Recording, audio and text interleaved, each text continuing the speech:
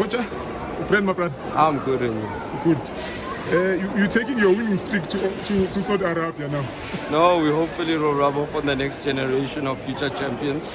So we'll be patient with the process. Yeah. Let them have a good experience first, and then we dominate later. Coach Lunga tells me that it's an under-14 tournament, but you are taking 13-year-olds, and there's an 11-year-old and a 12-year-old as well in the team. Yes. And I've just remembered that in your team, your under-15 team, you had 14-year-olds, and 3 of them are now in the national team. Before we go to those boys, what is the thinking behind these players in a higher age group? Well, at the moment, we don't change from our processes because they are talented enough to compete. We give them the opportunity. And it's not the first. If you can see, if Mapena was recruited, taken to first team, that is also a milestone. So why can't we do it with the younger boys if they are able to compete? These boys are not just coming into the stage. They've been at this stage. And we think that if we expose them to more, they can give us more in future. The 3 that are in the national team, Makasha, Malinga, and Aphelele, they won everything between the under-15s. They even won international in the CAF schools tournament, and now they're in the national team under-17 at just the age of 14. What does this say about the talent that these boys possess? Well, firstly, congratulations to the boys, and I think God is good. The boys really worked hard, and it also shows their mentality, their talent, and their dedication to the game. It couldn't have been easy because they didn't just pass our 2008 generation. They even passed the 2009 generation for that slot. So it shows the quality of Makasha, comfortable on the ball, ability to see a pass, tackling ability, and he's versatile. And then also Malinga, I mean, he's been a goal scorer for us for many seasons at under 13. In his debut season, for him to do 2 national teams, it's also amazing.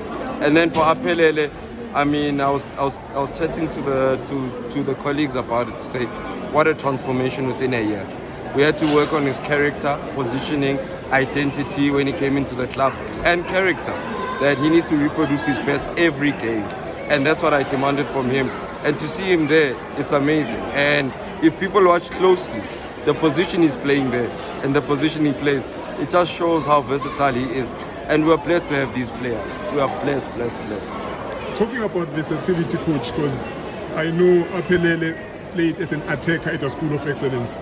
He comes to Sundowns. The first time I see him play at Sundowns, he's playing right back.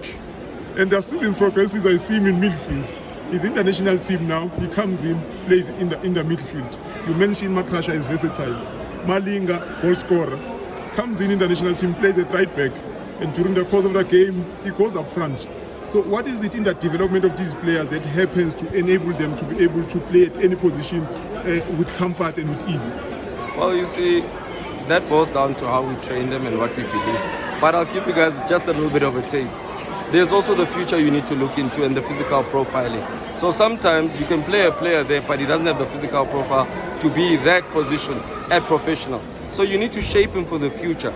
So when you are busy moving him around and you're looking at what that position demands and his attributes, in future you can tell that no, this guy is actually going to be a defensive midfielder. But what do you want from him? What do you want from him at right back?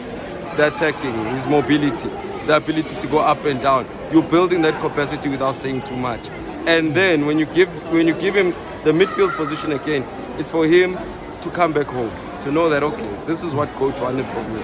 So now you give him that joy again, play him up, spread those passes, have those tackles, and they always tell you the position that they want. But we mold them to the position they'll be best suited for in future.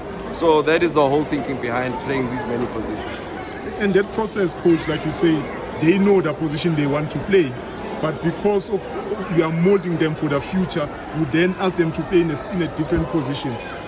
How is that in that process? How do you make sure that the boy doesn't get discouraged to say, "I should not sorry positioning now," but they go to that position and still give their all?